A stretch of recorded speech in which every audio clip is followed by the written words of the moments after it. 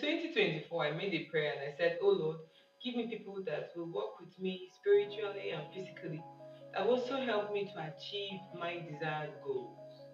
Now, listen, I didn't even know when God answered that prayer, but when God answered it, it was later I got to, when I was looking through my prayer journal, and I found out that the prayers that I had, God practically handed them over to me. In the last program which I did, graduation picture is here.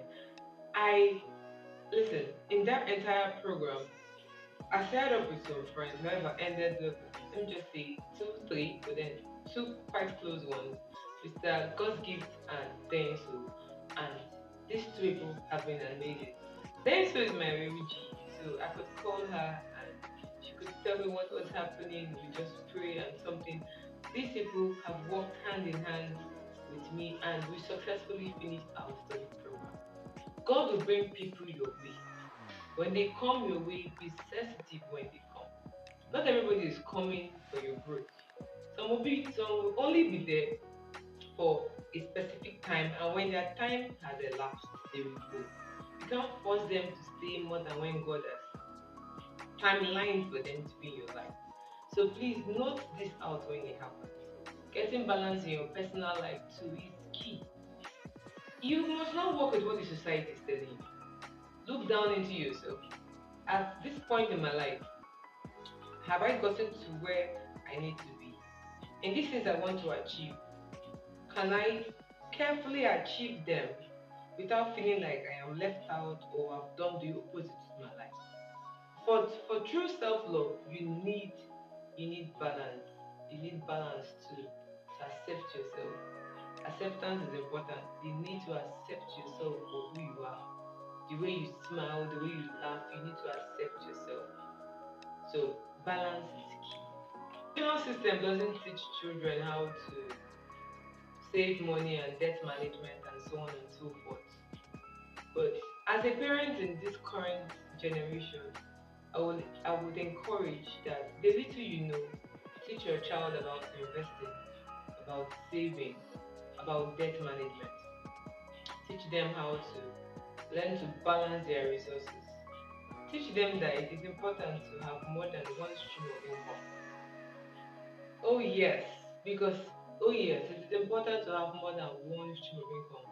No fully functioning human can survive on one stream of income. You will struggle.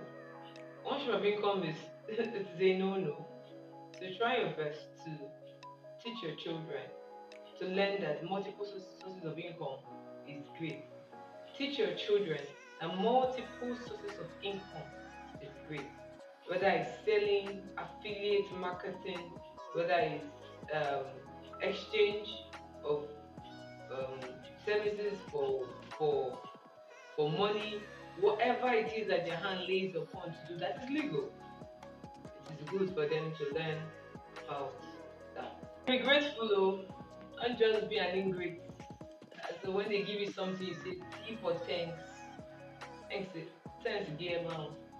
Well, even when, yeah, I think I've also said thanks, especially when a young man compliments me. Maybe I don't like it, but I'm like thanks. Or thinking about it. Later on, I began to say, oh wow, thank you so much.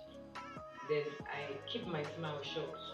I don't extend the smile so much. I just thank you, and then I walk away so that the conversation doesn't increase or doesn't go further than that.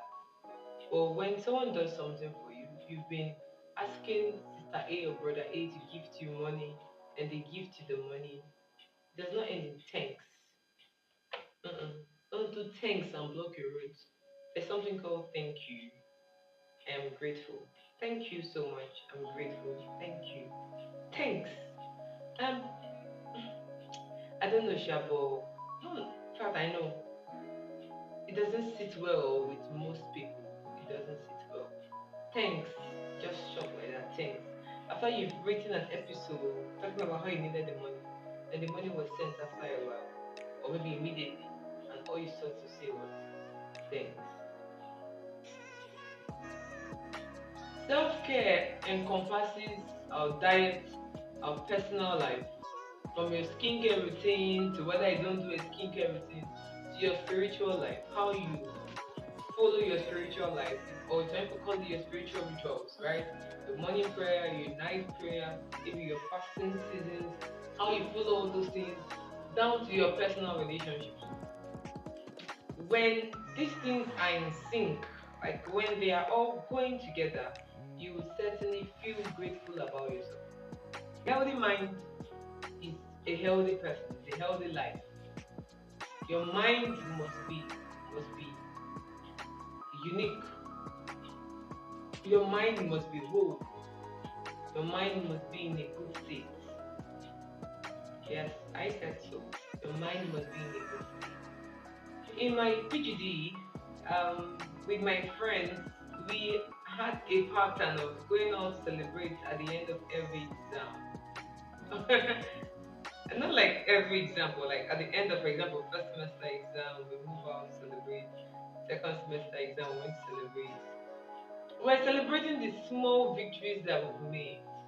Even though we're going to finish with a C or with a B, we're grateful to celebrate it. It's one thing to make plans, academic plans. It's another thing to work towards that academic plan. For us, some plans we made didn't go as we wanted them to go. But guess what?